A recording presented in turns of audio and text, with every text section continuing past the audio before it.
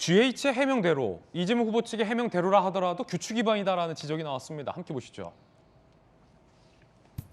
정상적인 합숙소다. 민주당에서는 그리고 GH에서는 근거 없는 의혹 제기다라고 반박을 했습니다. 133개 합숙소 중 성남시 1개 유일, 이재명 후보 옆집 61평, 대리 이하급 직원 4명 무거. GH 보유 합숙소 중 임대 가격이 가장 비싼 편이다. 관리 지침에 따르면 4인 거주 시 최대 34평을 초과해서는 안 된다라는 지침이 있었다라는 보도가 많이 나오고 있고요. 이재명 후보의 옆집은 GH 규정보다 30% 이상 넓고 보증금도 2배 이상 비싸다라는 지적이 나왔습니다. 부득이한 사유가 있을 경우만 면적 초과 가능하다는데 원하는 면적의 전세 매물이 없을 경우에 해당한다라고 합니다. 김수경 교수님, 이 GH 말이 사실이다 하더라도 규칙 위반이다라는 지적, 오늘 조간신문 보도 나왔는데 어떻게 보십니까? 그렇죠. 대리급 이하니까 아까 말씀하신 것처럼 이제 신입급의 직원 2명과 대리급의 직원 2명, 4명이서 한 60평 정도 되는 숙소에 머물렀던 건데 좀 전에 보셨지만 4명이 머물 때는 34평을 기준으로 하고 정 집이 정말 안 구해질 때, 동일 평수에서 구해지지 않을 때는 예외를 줄 수 있다고 했는데 아시겠지만 분당 보시면 초입부터 분당 끝나는 곳까지 전부 아파트입니다. 분당에 아파트가 너무너무 많아요. 그런데 34평대의 아파트를 구할 수가 없어서 60평대를 구했다라는 그런 이야기일까요? 좀 도대체 이제 납득이 되지가 않는 상황이고요.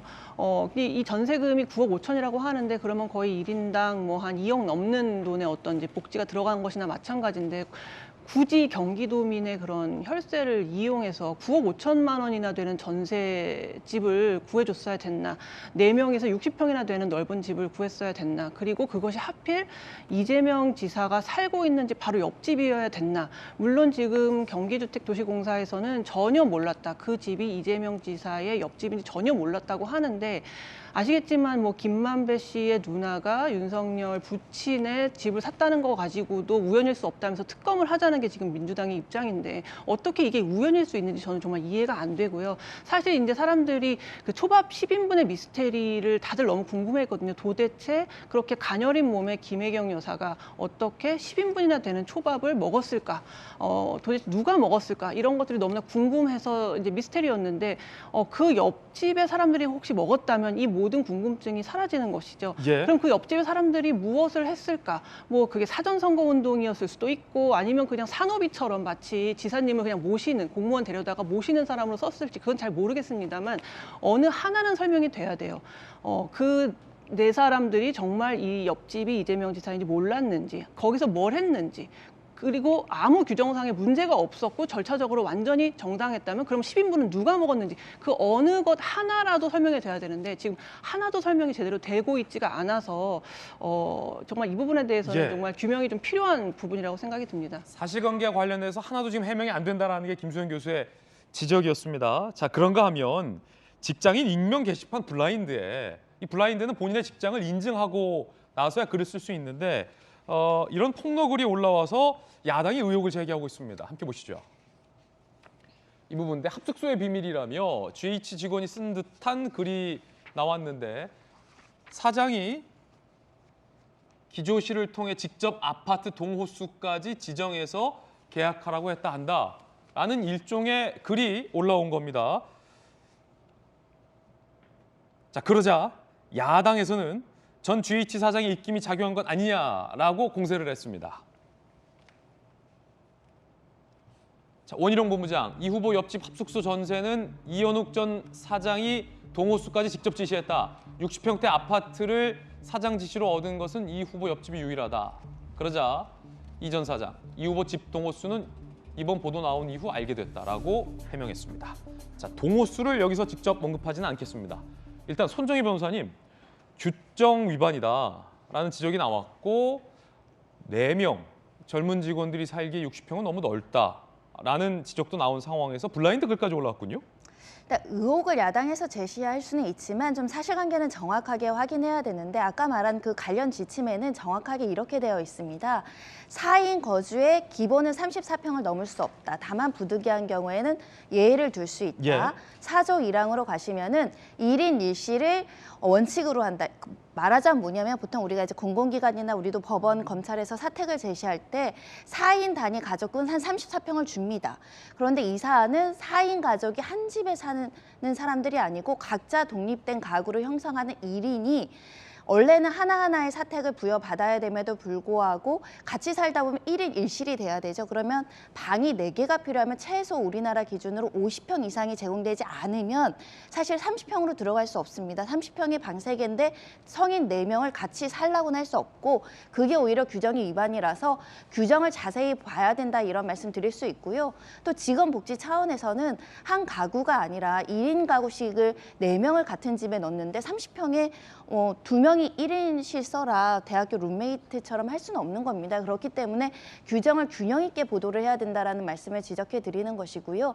지금 단발적이고 산발적인 의혹 제기 여러 가지가 나오고 있는데 이게 퍼즐이 맞춰지는 것처럼 모든 보도가 한 방향을 흘러가고 있지만 다른 방향일 가능성을 배제하지 않고 이렇게 대선 전국에서 의혹만 계속 제기한다고 한다면 만약에 이게 팩트가 아닐 경우 지금 팩트로 확인된 거는 그 당시 2020년경에 판교 현장에 직원들을 파견해야 되는데 집을 구하는 목적에서 이 집을 구했고 실제 그 4명, 대리급과 신입 직원 4명이 여기 거주한 것까지는 확인이 됐습니다. 네. 만약에 야당 의혹이 좀 더 신빙성 있거나 합리적인 의혹으로서 성립을 하려면 거기에 판교 현장과 다른 목적인 사람이 거주했었을 가능성이 나와야 되거든요.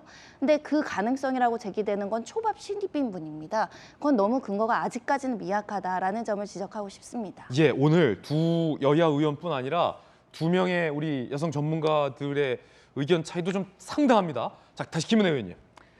7급 공무원 배달했던 그분 이야기에 따르면 늘 5, 6인분이었다는 거죠. 왜 5, 6인분이었을까? 앞으로 계속 해 나가려고 합니다. 예. 그전에 퍼즐을 맞출 수 있는 게 바로 이현욱 GH 사장입니다. 그분이 바로 리틀 이재명으로 불렸던 분이죠. 이재명 후보가 성남시장 그만두고 경기도지사 갈 때 그때 성남시장 바통을 이어받으려고 하셨던 분이고 이재명 후보님도 아마 이분 성남FC 고문 변호사로 위촉을 했기 때문에 스펙도 만들어졌죠.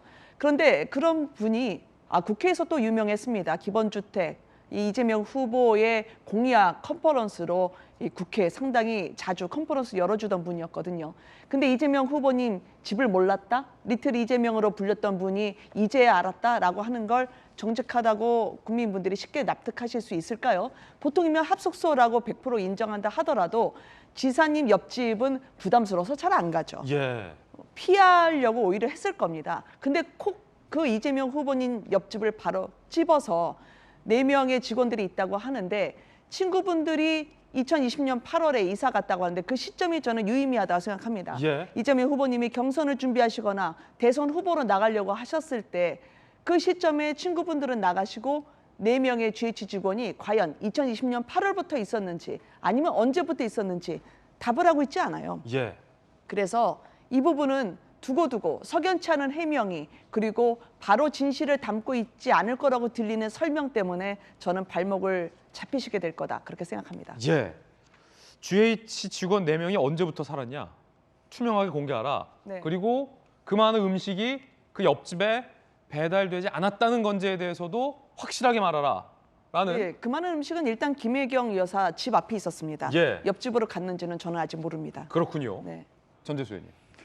저 직원 내부는 이제 2020년도 10월 달에 8월입니까? 계약을 해서 뭐 살았다는 거고, 그 여러 언론 보도를 통해서 또 GH를 통해서 이제 해명이 되고 있는 부분들이 많습니다. 아무리 대통령 선거를 하더라도 국민의힘이 이전에는 대장동 몸통, 대장동 비리의 몸통 그분이 이재명이라고 그렇게 뒤집어 씌우고, 근데 이제 그것이 아닌 게 드러났지 않습니까?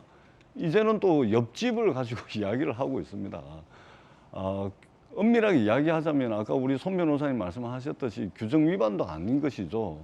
예외의 경우가 있고, 그다음에 이 언론 취재를 통해서 이 20, 30대 젊은 사람들이 판교 사업소에 근무를 하고 있는 직원들로 이제 다 판명이 나는 거 아니겠습니까? 그렇기 때문에 아무리 그분으로 해가지고 사실은 이게 현직 대법관 A모 씨로 이제 대략 추정이 되는데 그분이 아니라는 게 다 드러났고, 오히려 윤석열 후보와 김만배 씨의 특수관계, 굉장히 특수관계의 정황들이 드러나고 있는데 그분으로 재미 본 국민의힘이 이제는 옆집을 가지고서 저렇게 하는 것은 저는 온당치 못한 정치 공세다 이렇게 생각을 합니다. 예, 여야 의견 들어봤습니다.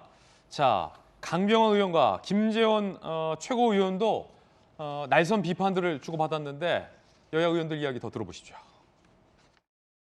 경기도시공사 직원 합숙소가 민주당의 선대위 조직으로 쓰였다는 황당한 주장을 내놓았습니다. 이미 언론 취재로 실제 거주자가 확인됐고 상식적으로도 민주당이 선대위 조직을 분당해 둘 이유가 없습니다. 악의적이고 바보 같은 거짓말입니다. 밥을 어떻게 10인분을 먹느냐. 저건 뭐 이상하다. 저 집에 기생충이 있거나 뭐가 있다. 저는 돼지 키우는 줄 알았어요. 근데 알고 보니까 옆집에 기생충이 있었던 거죠. 그러면 이유가 뭐겠어요. 지사 시절에 공약을 만들게 한다라는 내부 직원의 그 하소연이 있고 예.